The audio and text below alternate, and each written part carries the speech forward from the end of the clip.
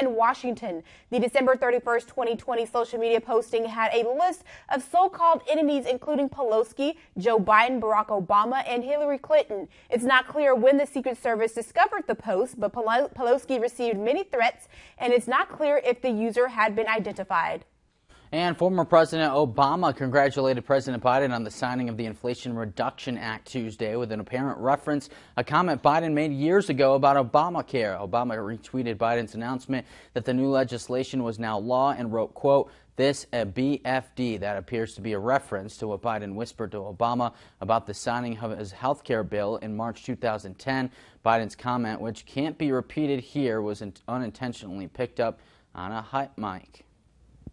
And shifting to your health alert headlines, a new study finds that when it comes to cardiovascular diseases, symptoms can differ between men and women. A recent review from the American Heart Association finds that women are more likely to report more symptoms in addition to chest pain when it comes to a heart attack compared to men. Women with heart failure are also more likely to report a wider variety of symptoms, are more likely to have depression and anxiety, and report a lower quality of life compared to men. However, men are more likely to report chest pain than women with valve disease, and when it comes to strokes, symptoms can include a drooping face, arm weakness, speech difficulty, confusion, dizziness, loss of coordination or balance, and visual changes. However, women are more likely to have additional symptoms such as headache, altered mental state, coma, or stupor.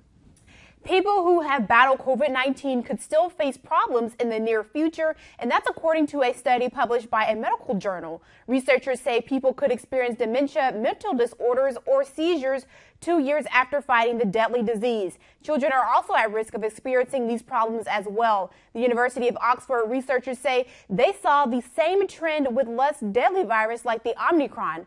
More than 1 billion people in the United States, UK, Spain, and India participated in the study. And here's some good news if you're trying to maintain a health diet and you have a sweet tooth. A new study suggests ice cream is better for you than multigrain bagels. Researchers at Tufts University ranked the nutrition of various foods on a scale of 1 to 100, and a cone with nuts and chocolate ice cream scored a 37, while a multigrain bagel with raisins got a 19. And coming up on Sunrise, a reporter in Mexico has been murdered. What police and authorities have to say and the details of that murder is coming up next. Plus, we go on the road to 2 Imperial Valley League powers this morning, each looking to make their mark in 2022 in hopes of a CIF title. Full stories next in sports.